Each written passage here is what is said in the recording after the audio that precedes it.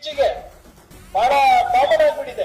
ಹಿಂದೆ ನಾನು ಇಷ್ಟೊಂದು ಈ ಪದ ಕೇಳಿರ್ಲಿಲ್ಲ, ಆದ್ರೆ ಕಳೆದ ಒಂದು 12 ವರ್ಷದಿಂದ ಈ ಪದ ಕೇಳ್ತಾ ಇದ್ದೀನಿ. ಥಿಂಕ್ ನೀವೆಲ್ಲರೂ ಕೂಡ ನನ್ನ ಜೊತೆ ಒಗ್ಗೆ ಇದೆ ಅಂತ. ಯಾವ ಪದ ಹೇಳಿ? ದೇಶದ್ರೋಹಿ. ನಾವು ನಿಮ್ಮ ಸಿದ್ಧಾಂತ ಒಪ್ಪಿಲ್ಲ ಅಂದ್ರೆ ನೀವು ದೇಶದ್ರೋಹಿ. ಸಾರ್ವಜನಿಕರಲ್ಲಿ ಚರ್ಚೆ ಬರ್ತದೆ, ಆ ಪ್ರೈಮ್ ಟೈಮ್ ನಲ್ಲಿ ಡಿಬೇಟ್ ಮಾಡ್ತಾರೆ ಟಿವಿನಲ್ಲಿ. ಇದನ್ನು ಕೂಡ ಡಾಕ್ಟರ್ ಬಾಬಾ ಸಾಹೇಬ್ ಅಡ್ರೆಸ್ ಮಾಡಿದ್ರು. December 25, 1949, Dr. Baba Saheb Ambedkar in his last speech in the Constituent Assembly, he has defined who is an anti-national.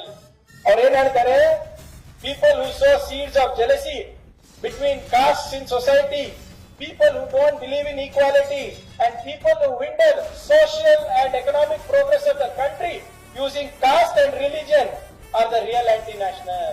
ಅಂದ್ರೆ ಯಾರು ಜಾತಿ ಜಾತಿಗೆ ಅಸೂಯೆನ ವಿಷ ಬೀಜವನ್ನ ಬಿತ್ತಾರೆ, ಜಗಳ, ಜಾತಿ ಹೆಸರಲ್ಲಿ ಜಗಳ ಹಚ್ಚಿ ನಮ್ಮ ದೇಶದ ಆರ್ಥಿಕ ಹಾಗೂ ಸಾಮಾಜಿಕ ಪ್ರಗತಿಯನ್ನ ಕುಂಠಿತಗೊಳಿಸ್ತಾರೆ, ಅವರು ನಿಜವಾದ ದೇಶದ್ರೋಹಿಗಳು ಅಂತ ಡಾಕ್ಟರ್ ಬಾಬಾ ಸಾಹೇಬ್ ಅಂಬೇಡ್ಕರ್ ಅವರು ಪಾರ್ಲಿಮೆಂಟ್ ಅಲ್ಲಿ ಹೇಳಿದ್ದಾರೆ.